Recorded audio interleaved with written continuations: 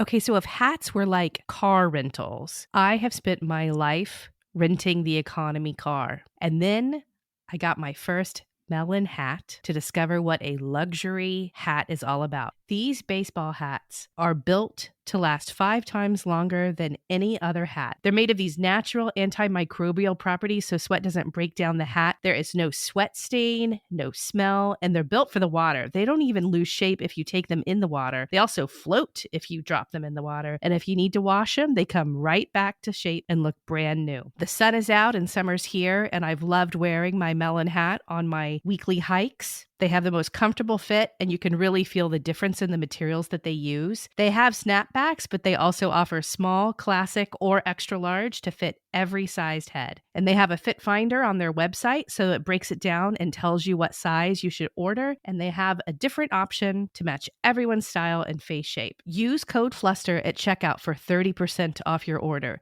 If you're trying to figure out a Father's Day gift, trust me, this is exactly what they want. Go to melin.com and use code Fluster at checkout for 30% off. Melon rarely offers discounts, so don't miss this opportunity. One of the things I've noticed that is really prevalent these days is kids that have their own rooms that get what they need. If they move in and they have a roommate that is annoying or has a different schedule or whatever, they have a really hard time tolerating that because they haven't had any practice.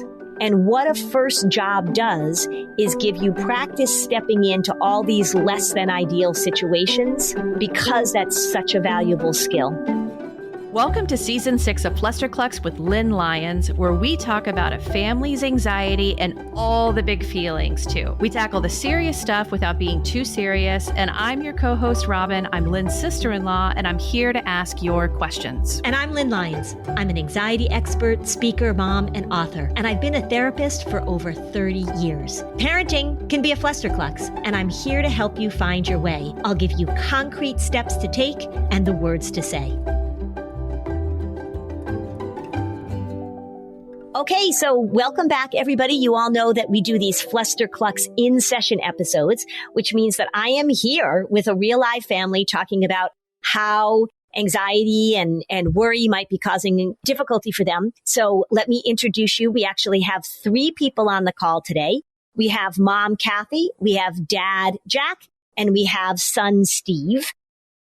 Kathy, why don't you just dive in and sort of tell me what's going on, what you're looking for help with, where are you stuck?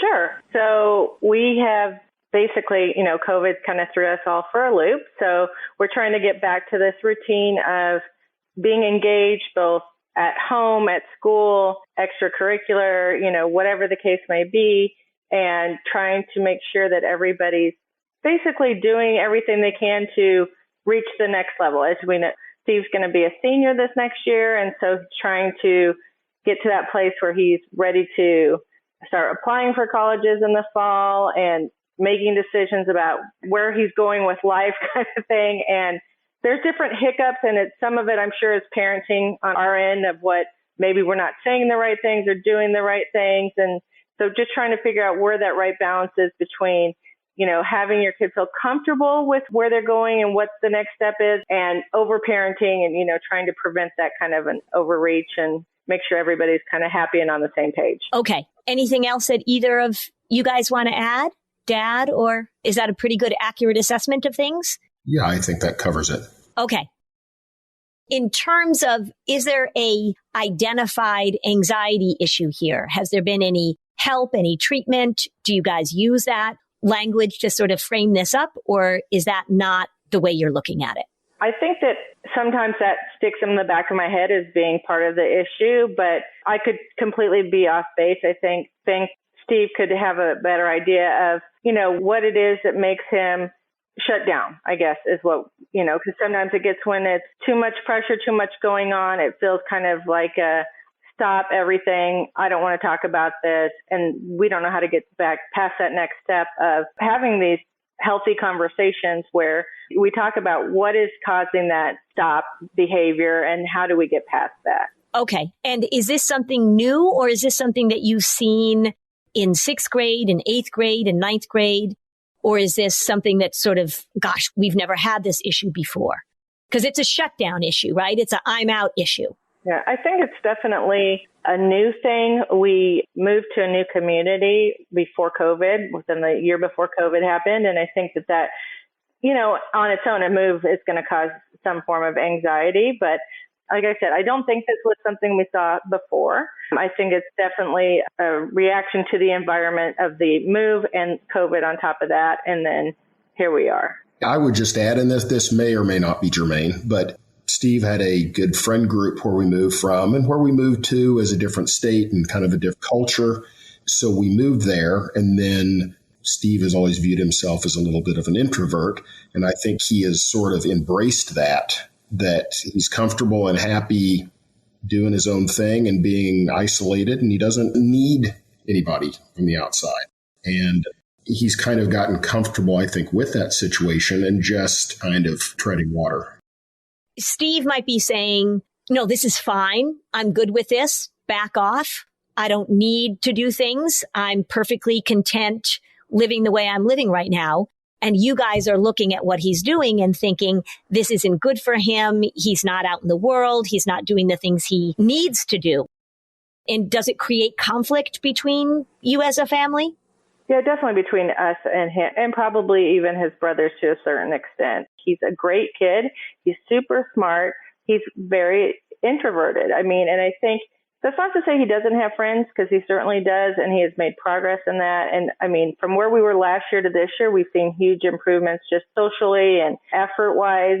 So there are those glimpses of improvement, and it's just like, how do we help get to that next realization that there's more coming down the road to prepare yourself for. Mm-hmm. Okay. Do you want to weigh in on this at all, Steve? Not really. Not really? Okay. Is anything that your mom or dad are saying, is anything inaccurate, or do you think they have an understanding of it? They're pretty on the mark. They're pretty on the mark. Okay.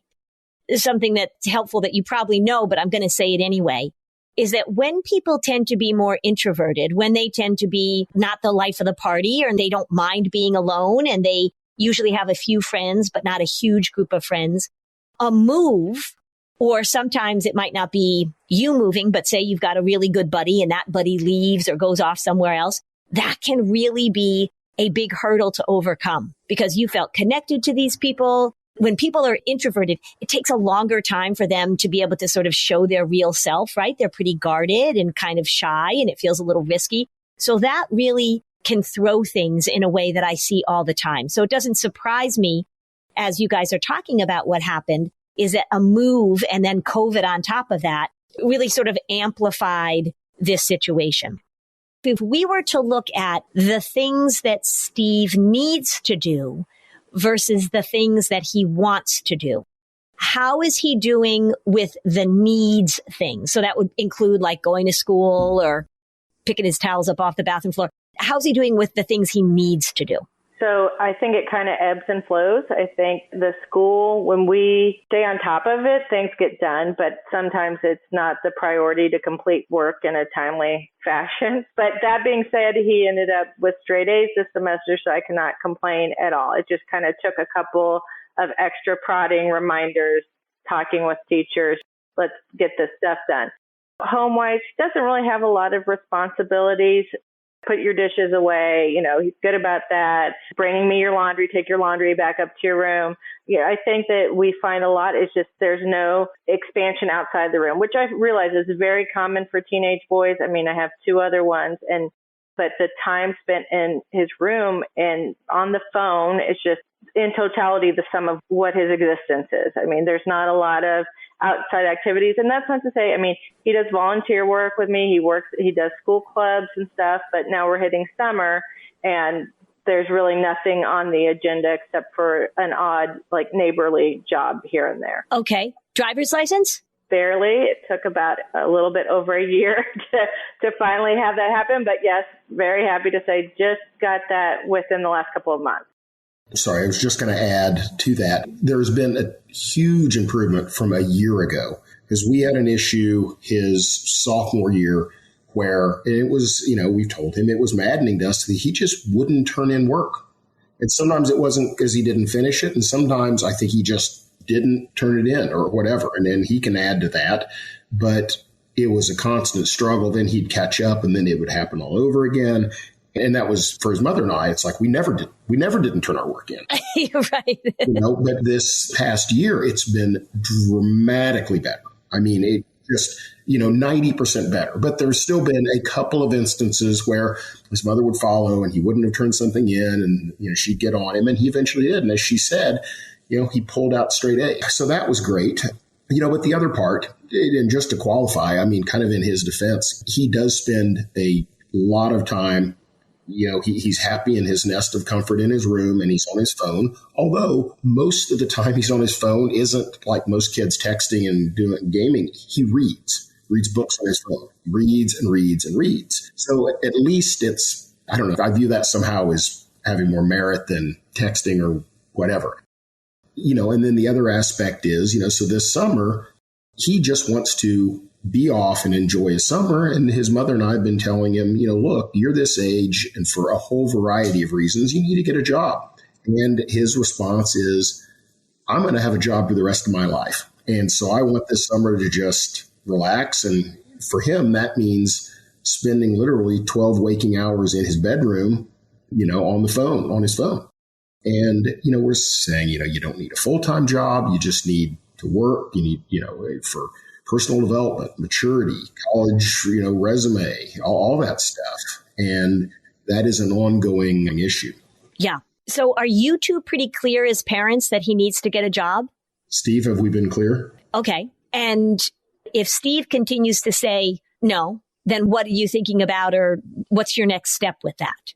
Well, we've kind of told him there are going to be repercussions, but part of it is that, look, we do a lot of nice things for you, and that's with the expectation that you meet certain obligations. And, and whether it's the way we went and got lunch out yesterday or the way we do a lot of these things, those things are going to stop, and other things. We'll quit paying the cellular service on your phone. We won't let you go drive to go do on a snack run to wherever you want to go. I mean, it's those sort of things that we'll take away. I mean, yeah. And of course, you'd rather not do that. You'd rather have a conversation that says, look, as a part of this family and as a part of your development as a human being, this is a reasonable next step for you to take. And we're not going to finance your 12 hours in your bed on your phone. And you'd rather have Steve say, you know what, I get that. And this is important for me. And I'd like some spending money. Right? You'd rather than take this punitive approach of saying, we're not going to do this and do that. But when somebody is very passive, when somebody says, I'm not going to do something, oftentimes parents will say to me, well, I don't know I can't make him do it, right? He's a big person. I can't drag him to a job.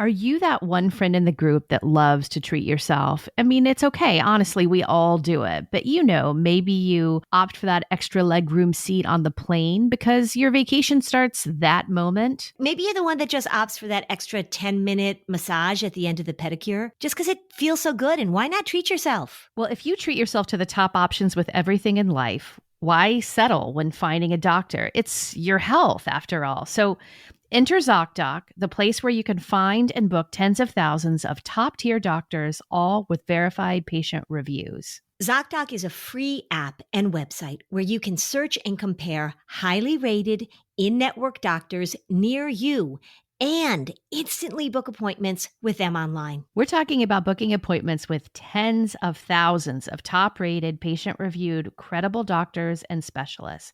The typical wait time to see a doctor booked on ZocDoc is between just 24 and 72 hours. That's it. You can even score same-day appointments. So if you've got young people in your life like I do that need medical attention, need good doctors, and often need immediate appointments, then use ZocDoc like I have. Go to ZocDoc.com/Fluster and download the ZocDoc app for free. Then find and book a top-rated doctor today. That's ZocDoc.com/Fluster. ZocDoc.com/Fluster.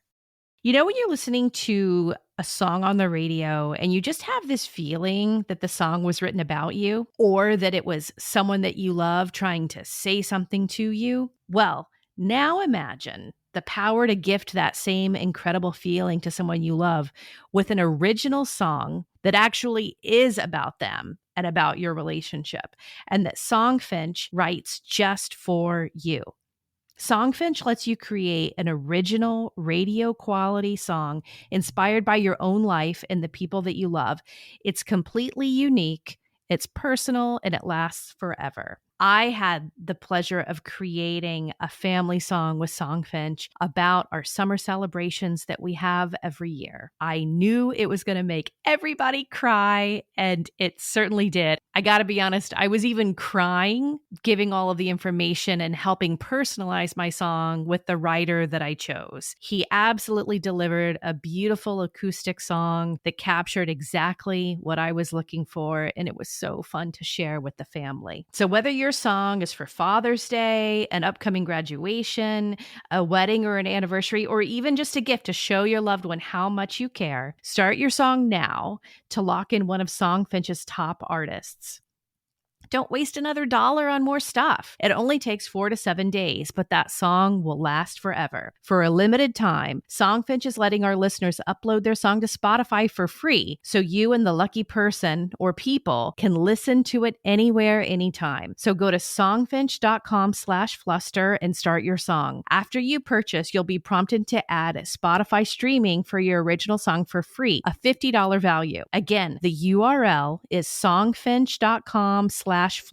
Don't forget to share your song with us too in our Facebook group, songfinch.com/fluster. Liquid IV. I really do. Just before we started recording, I went to my refrigerator, got my big glass of liquid IV that's always sitting in there, and I gulped it down. I have trouble meeting those hydration demands that you see all over the place. This is making it super easy. I feel like it is a delight to drink liquid IV to keep myself hydrated. And now that summer's here, I am going to keep taking it to the gym. I'm going to take it on my hikes. I'm going to make sure that I always have a supply on hand. It just is really a game changer for me. Yeah, it's true. It's just one stick of liquid IV delivering superior hydration to water alone. It's 3 times more hydrating than the electrolytes of the leading sports drink. Plus, it's got 8 vitamins and nutrients, and it's hydration for endurance, mental clarity, and overall well-being. They've got 4 delicious sugar-free flavors. I love the lemon lime. I also am totally digging the raspberry melon. It's a 0 sugar hydration solution. It's got no artificial sweeteners. It's clinically tested. It hydrates more than water alone. It's just terrific. You can even pair liquid IV flavors with your summer activities. So you could take sugar-free white peach to the pool for some sunbathing. Liquid IV is a must-have for your bag of summer necessities. So turn your ordinary water into extraordinary hydration with Liquid IV. Get 20% off your first order of Liquid IV when you go to liquidiv.com and use the code FLUSTER at checkout. That's 20% off your first order when you shop Better Hydration using promo code FLUSTER at liquidiv.com. I'm telling you, you're going to love it.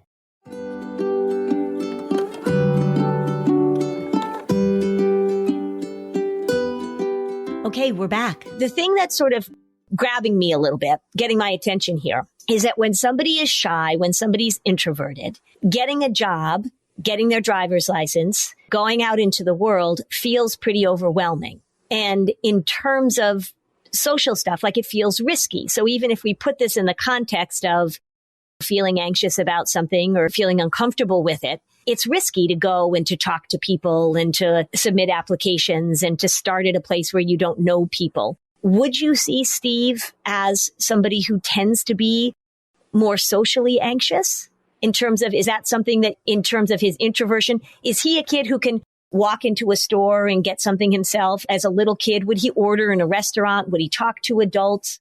Or is that something you haven't seen? I think he does all of those things, but I do think that absolutely there is a lot of anxiety, and that's part of one of the reasons why he doesn't want to get a job. Because I get that. I mean, that makes everyone anxious to go into a new environment. You know, that's understandable, but I absolutely believe that's a part of it. Yeah. And in school, how do you do in terms of if you needed to go talk to a teacher, if you needed extra help, if you needed to go and ask for an extension? How did you do in sort of initiating those conversations with adults at school? Well, for teachers, if I had an assignment I needed to talk about or a material I needed to borrow, I would just, swing by their class during a passing period or, ask the teacher to leave to go, do whatever I needed to do. But a lot of the time, if I couldn't find a teacher or they were going to be out for some time, I would, email them and either solve it over email or speak to them when they got back. Okay. So in general, you're pretty good at communicating with the teachers at school and getting what you need and that kind of stuff. And I hear what your dad is saying, that you're 90% better in terms of getting stuff in. If you can think back a little bit, or if to think of a current situation in which it was hard for you to hand something in or you didn't hand something in, do you have any insight into how that happened? The largest one that comes to mind is I had a teacher who was one of the main coaches, I want to say, for basketball. And so, during the year, he had a string of classes where he was just not there for one reason or another for a while on end. And his class was probably one I had the most missing work for. And I, would email him or try and find him, but I just couldn't find him to turn in work. Or I, turned in an assignment online, like most work is, and he just wouldn't see it or wouldn't update it for a while. And I'd have to, find him in person, sometimes even more than once, to get it solved. Okay, so that was an example of just sort of, that required persistence on your part. Yes. Yeah. How did you do with that, do you think? I just did what needed to be done. I followed through and just made sure I did what I had to. Mm-hmm. Okay. And Kathy, would you agree that Steve could be persistent when he needed to be? 100%. I think the issue is not his relationships with adults. He's very confident, I think, when he speaks with adults. I think I get the impression from other students who've had him in class that he's perceived as the smart kid. So he is participating in class, and especially if it's something that's engaging. He does not have an issue speaking with his teachers. I think, though, we were laughing because we were on a trip recently and he had to order room service and wanted to order a pizza and was kind of unsure about how to do the whole process. And I laughed because I'm still like that to this day. Like, I don't want to call and make that order. So, but it was kind of a little insight to, there are those little things that are unfamiliar where the hesitation comes in about, okay, how do I proceed with this? How do I make this happen? Okay. So once Steve knows how to do something, and if he's a straight A student, he knows how to be a student. He knows what that involves. So we can look at this as a getting over the hump problem, right? As an initiating something new problem. And oftentimes when I'm talking to kids that tend to be, a little hesitant or a little risky to step into something new, the issue is once I know how to do something, once I'm comfortable, once I know the routine, I'm good. But when I have to step into a new experience, a new stage in life, a new something. That's why the driver's license. So that sort of sounds like an issue, right? I have to go through this process. I don't know how this is going to go. And it would seem that the job stuff is similar to that. So you've never had a job before. Is this going to be your first job that we're talking about? Yeah. Okay. And just so that I get a picture, are the other brothers, what number are you, Steve? You're 2. And so there's an older brother and a younger brother. Does the older brother have a job? Yes. Yeah. Okay. And younger brother not old enough yet? No, he has a job too. Oh, he does. Okay. All right. All right. So the other 2 brothers might be saying like, hey, what's the deal? Like we have jobs and he doesn't have to have a job. And why is he being treated differently and that kind of stuff? All of the above. All of the above. Okay. If you had to guess, Steve, if you just had to, sort of hypothesize about this, what's the biggest obstacle to you getting a job? Personal opinion is necessity. Okay. So you don't need to get a job. As opposed to my siblings who may or may not want one, I do not. You do not. Okay. So the conflict becomes that your parents are seeing this as a need. Your parents are seeing this as an important step. Your parents are seeing this as a responsibility in the family, and you're seeing it as a want. If I don't want to, I don't have to. Part of what the conflict is that you're sort of making it optional for yourself. And you're saying, look, my brothers want to get a job, but I don't want to. So if I don't want to, I don't have to. And I think what your parents are concerned about is that means that you're making a decision based on, like you said, personal opinion, and you're making a decision based on how you feel. And when people make decisions solely on how they feel, then generally they don't get things done. Because I would say that probably in the course of any given day, I do multiple things that I don't feel like doing. Give me some examples of things that fall into the category for you of something you need to do that you recognize and that you accomplish. What would be that? I mean, school probably certainly one of them, right? Yeah, schoolwork, because, I don't enjoy doing it, but at the end of the day, it's done and my grades are fine, so that works itself out. Yep. Some volunteer work that's done occasionally for, high school groups, like honor society, for college applications. So sometimes you're like, I don't particularly feel like doing this, but I see the necessity of it. Yeah. Okay. Awesome. Anything else that you do because you feel like it? Hang out with friends. Recently and coming up soon, there's a neighbor I pet sit for. Like, it pays well and it's fine. So yeah. Okay. That's good. When you think about your future, when you think about the next step as you enter your senior year, what do you imagine for yourself in terms of college and next steps? What are you thinking about? Is there a difference between what you want and what you need? As in, like, what I'm going to do after high school, or? Yeah. Do you think about that, or where's your thinking about that? Thinking about that is probably, after high school, I'm going to go to college, and that's probably what I'm going to spend, fair amount of time on, both over the summer and this fall, is college applications and, essays, that kind of thing. So definitely college after high school, but I haven't decided on a school or major yet. So right, which is totally understandable, right? Because you're not even at that point. Let me ask you this hypothetical question. If you were in charge, not 100%, but let's just say 80% of applying to college, what would happen?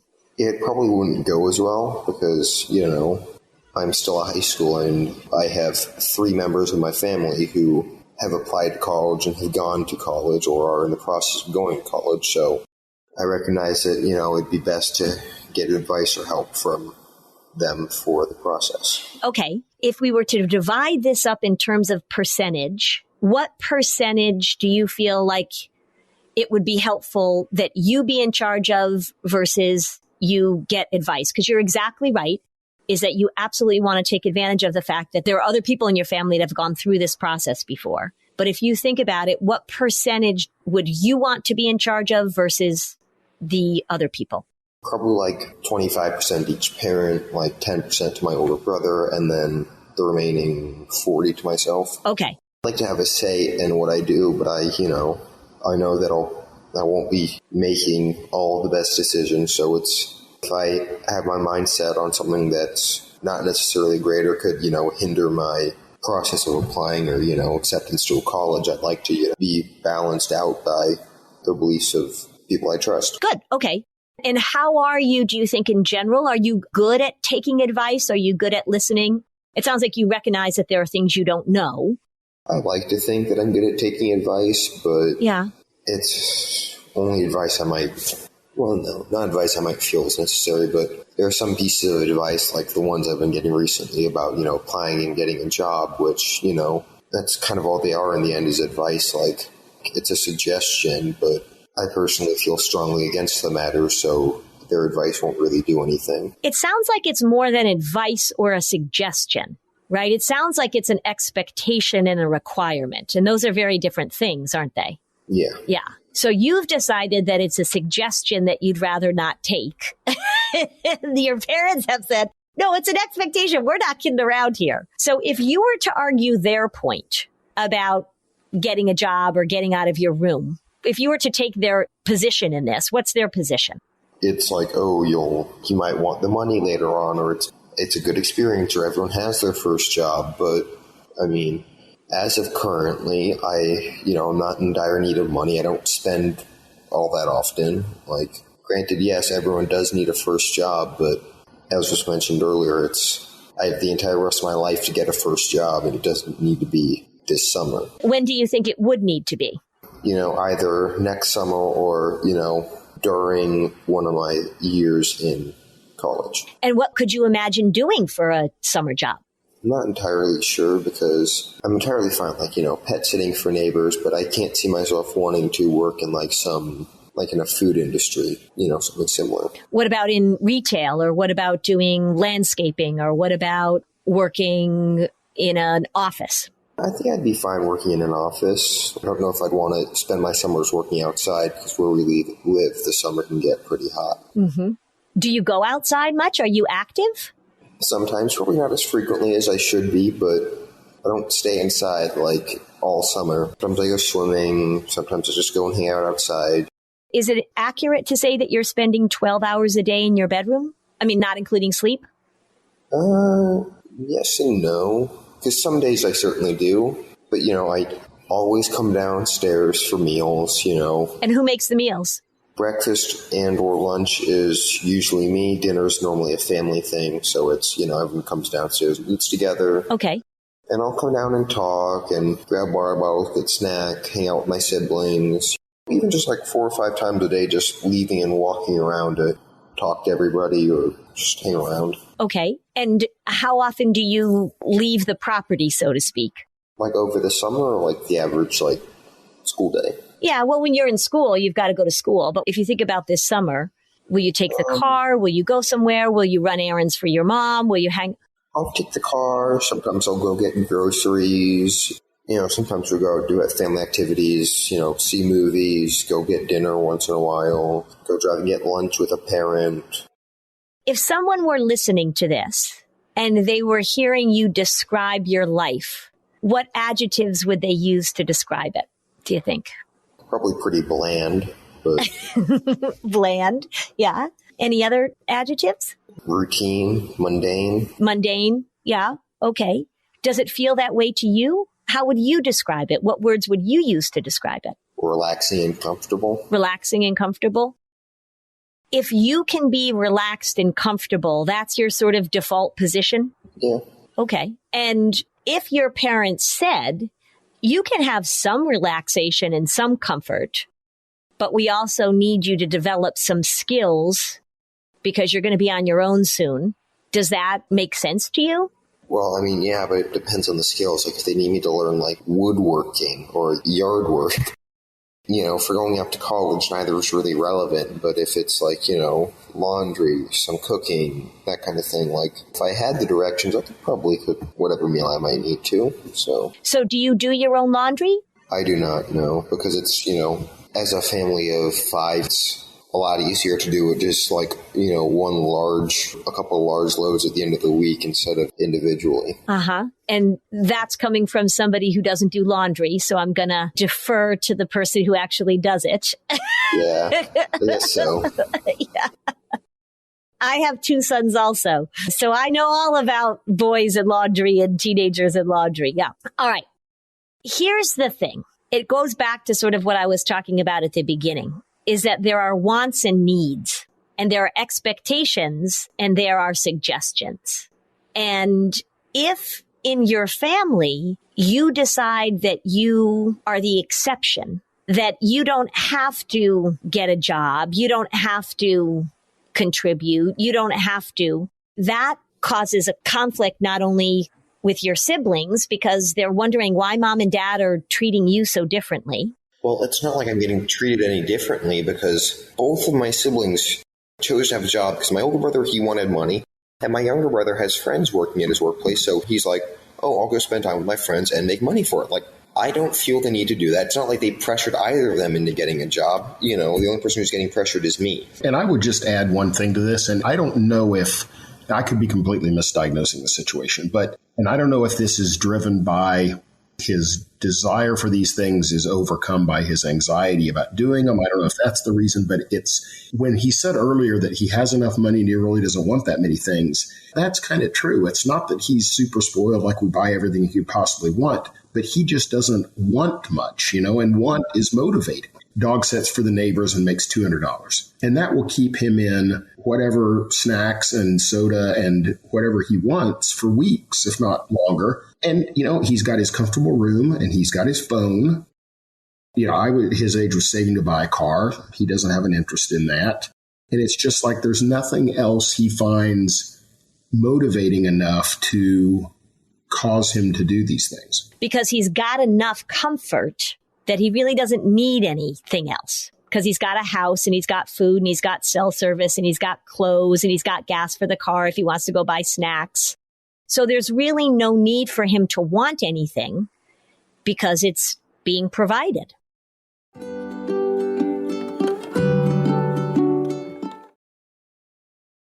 May is Mental Health Awareness Month, and Talkspace, the leading virtual therapy provider, is encouraging people to talk it out in therapy. Opening up to a therapist might feel uncomfortable, cathartic, exhausting, or exhilarating. But one thing's certain: if you keep talking or texting with a licensed therapist, you gain insights and uncover truths that you can only find in therapy. Get those personal breakthroughs and judgment-free support by signing up for Talkspace. At Talkspace.com, sign up online and get a personalized match with a provider that's right for you, typically within 48 hours. It's incredibly convenient. You have virtual sessions with your licensed therapist from the comfort of your home, your car, your office. There's no need to commute to appointments or miss time at work or line up childcare in order to attend your sessions. This is mental health care made easy. To celebrate May, Mental Health Awareness Month, and the power of talking it out in therapy, Talkspace is offering every Flusterclux listener $80 off your first month with promo code SPACE80 when you go to Talkspace.com/fluster. To match with a licensed therapist today, go to Talkspace.com/fluster to get $80 off your first month with code SPACE80 and to discover the positive power of therapy. That's Talkspace.com/fluster, code SPACE80. Hey, are you a parent of a teenager? Are you feeling overwhelmed about how to be what they need while also holding limits and boundaries that keep them safe? Are you tired of conversations that negate how messy this season of parenting is? Well, I've got you. My name is Casey O'Rourke. I am a positive discipline trainer, parent coach, and the host of the Joyful Courage podcast. Every week, I come to you with an interview digging into tough topics with experts I trust and solo shows that go deep into the personal growth and mindset needed to raise teens in a way that grows them into confident, capable young people. I am not afraid of getting real about the intersection of conscious parenting and the teen years, while also bringing in vulnerability, humor, and lightness. I'm walking the path with you and honored to serve. Listen to Joyful Courage on Apple Podcasts, Spotify, or wherever you consume podcasts.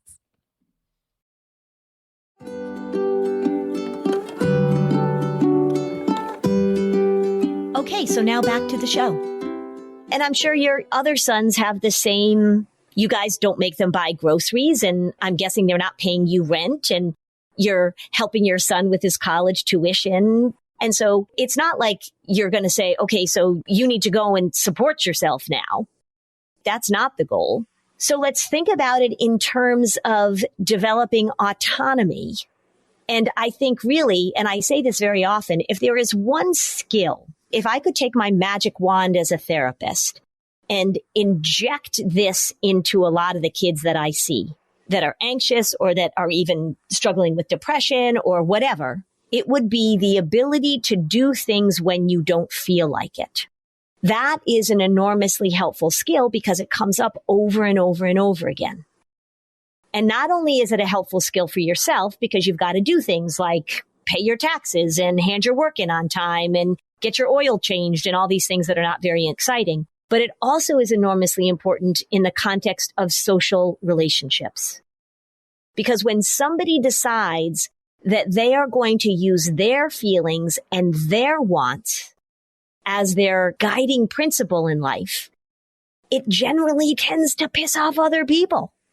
So if you are working with somebody and as you're working with them, you're sharing a project and the person says, well, I don't feel like doing that, right? Or I'm not going to show up. Or, yeah, so maybe you can go talk to that guy. I'm not going to go talk to that guy, right? I don't feel like it. So whenever somebody says that my guide, my principle in life, my standard of decision making is whether or not I feel like it, that tends to cause a lot of problems, sometimes individually, but really more powerfully in the context of relationships. If Steve was living by himself right now, and if he had a trust fund, or if you guys were just putting money in his bank account, and that was fine with you guys, that would be fine with Steve, because he would have what he wanted and it wouldn't require anything of him. But that's not the way that your family is set up. And you guys are looking ahead, and you're recognizing, rightfully so, that you've got this young adult who's struggling with this concept of, I need to do things when I don't feel like it, and that I deserve, or that I've earned, or that I want to bank my relaxation and my comfort because I know what the future will hold. The problem is when kids say, I don't want to get a job now. I don't want to initiate this. I don't want to suffer in a first job, because most first jobs kind of suck, and that's just the way it is. I don't want to do this, but I'll do it later. They miss out on some really important opportunities to develop this skill of doing things when you don't feel like it. One of my sons got a job with a landscaping company a few summers ago. It was when he was in high school, actually, before he was in college. And if it was going to be over 90 degrees that day, he would get a call that they were starting work at 5 because they were trying to beat the heat, right? So instead of being done at 3, they'd be done at 1. He dreaded that. That was awful. He suffered. You may be listening to this, Steve, and thinking like, why in the world would I want to do something on purpose that's going to make me suffer? The reason is because that's a really helpful skill, because later in life, that will happen. Even in your dream job, even at your dream college, even as you're thinking about who you're going to live with at college. One of the things I've noticed that is really prevalent these days is kids that have their own rooms, that get what they need. If they move in and they have a roommate that is annoying or has a different schedule or whatever, they have a really hard time tolerating that because they haven't had any practice. And what a first job does is give you practice stepping into all these less than ideal situations, because that's such a valuable skill. Even if you're in your dream job, even if you live in your dream house, even if you figure out a way to manage your life, you will have to have that skill. And what I hear right now, and again, it very well could be, as Dad says, this hesitancy, this anxiety of stepping into something new, that in itself is a really, really helpful skill to have. I had a client who went away to college, first time off to college, crashed and burned really quickly, came home really quickly. And he had never had a job before. And so one of the things we did in the year that he was home, because he was super anxious and we were dealing with that, is that he had to go and get a job. He worked in the deli of a supermarket, and that was transformative for him. Because it wasn't that he needed to learn the skill of slicing ham. It wasn't that he needed to learn the skill of washing out the coleslaw container. It was that he learned the skill of tolerating and dealing with things that weren't particularly pleasant all the time. And also learned the skill of talking to people, engaging in conversation, show up at work when he needed to, how to manage his time, all these other skills that he needed. He went back to college again and did fantastic, and had a roommate that was kind of tricky to deal with, but he managed to do all that. So that job that he had, he didn't need a job as a cheese slicer, but he needed a job as I can handle things that are uncomfortable to me, and I can handle things that I don't feel like doing. And sometimes first jobs are all about money. Sometimes first jobs are, my family can't afford to put me through college. My family can't afford to put gas in my car. This is a situation in which the circumstance is a first job is a valuable learning experience based on the skills that you want to take with you. And if your default position is, I want to feel relaxed and comfortable, that means that you're not having the opportunity to say, you know what, this sucks, but I can get through it. In terms of getting a job, Steve, money obviously isn't a motivator to you. I think if you had to pay for your own cell phone, it might become a motivator to you. But money is not a motivator to you. But relaxation and comfort is in direct conflict with, these are really important skills that I need to learn. And so I think Mom and Dad framing it up as this is preparation for college when I see kids that go off to college and the parents have really done everything, they've supported them financially, they bought them a car, they pay for their gas, they pay for their cell phone, and they did their college application. Either that same style moves into college, so the parents are really involved in writing the papers for college and paying attention and signing them up for classes and all that kind of stuff. Or the kid gets to college and is really ill-equipped. I use the word suffering not in a dramatic way, but just as a way to describe that there are things that you have to get through that you don't like to get through. There are situations you have to handle that feel uncomfortable. There are things that you need to do. So it really is sort of getting over a hump problem. Does every kid need to get a job? No.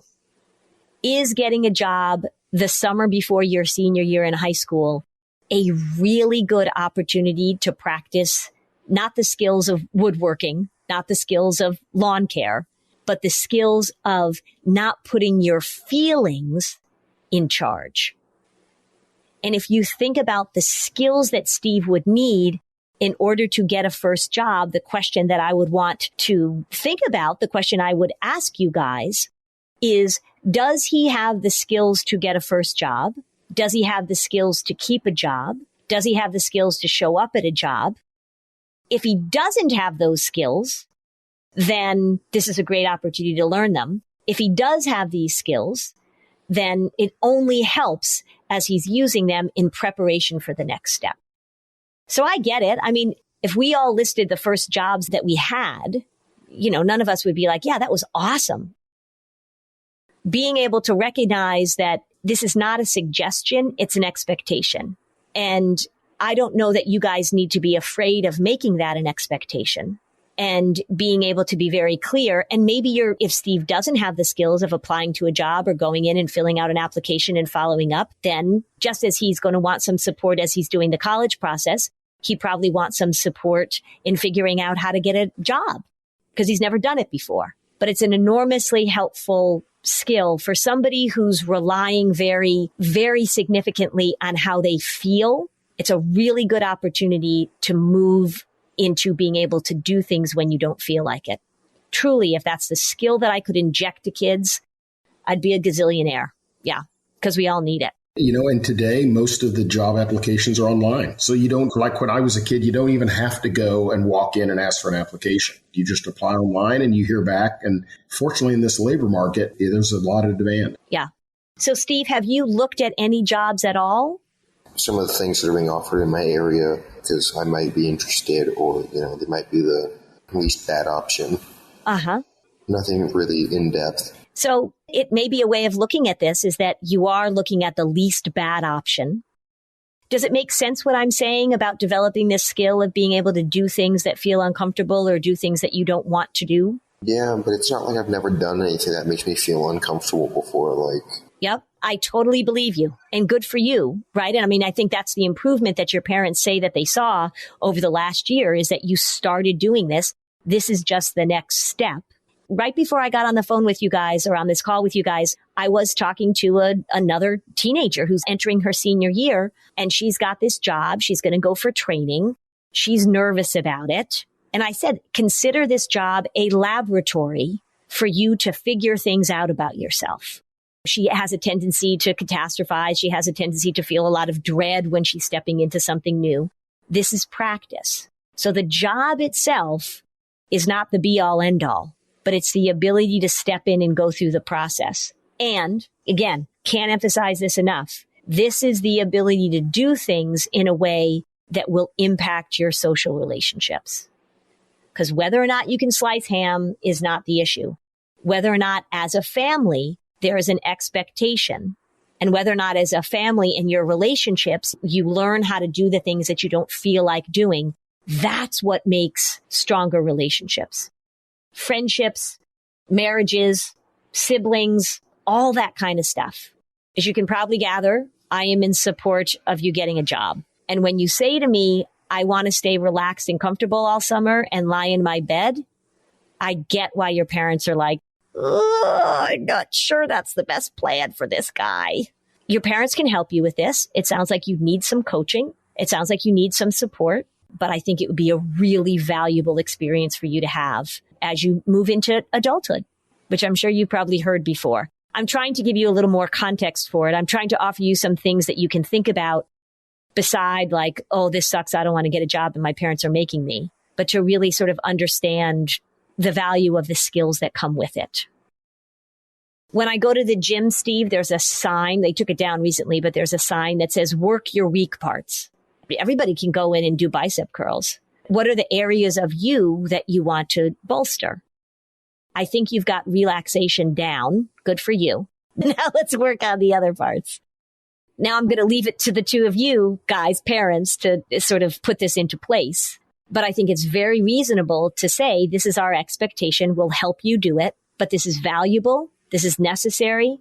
It's important for his mood. It's important for his next steps in life.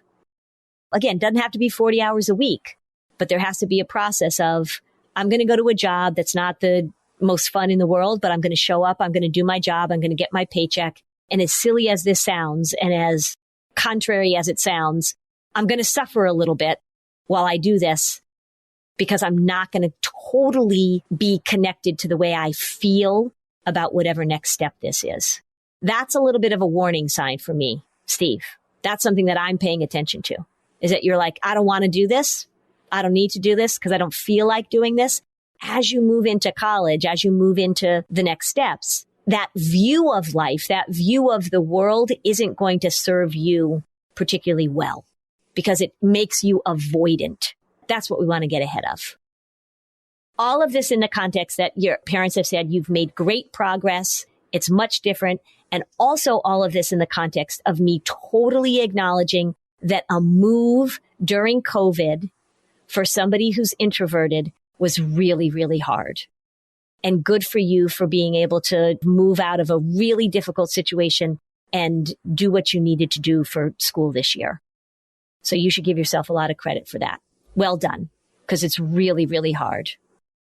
You've done so many things that you needed to do and they were hard. So now I'm just giving you a little bit of a push. Let's see if we can take this one more step. You could work 10 hours a week. You could work 15 hours a week and you'd still learn a lot of those valuable skills. Any other questions for me, guys? No, this has been great. Okay. I am always so appreciative of families that offer to do this because I know that I'm offering you something, but you're really also providing something really helpful. And I will tell you, as families listen to this, this is not an unusual problem. So there are a lot of parents that are going to be listening to this, a lot of kids that are in this situation that people will be listening to this and say like, oh gosh, we're not alone. And that's really the whole point of our podcast and the point of all the work that I do. So I so appreciate you sharing this story with us and with other people. I thank you for your honesty and your openness. Steve, I am so appreciative of you showing up and sitting here and listening to me. We've never met each other before, but I hope in some way that what I've said can be helpful to you. Thanks for listening. And if you found this podcast helpful, please give us a 5-star review on Apple Podcasts. It helps other people find this information. And if you'd like to dig deeper on any of these topics, we have specialized playlists on our Spotify profile, and the link is in the show notes. Topics like teens, depression, and OCD. Bye, Lynn. Bye, Robin. I'm Margaret. And I'm Amy. And together we host the podcast, What Fresh Hell? Laughing in the Face of Motherhood. Margaret, I would say you're sort of a where are my keys kind of mom. Correct. Sometimes a where are my kids kind of mom.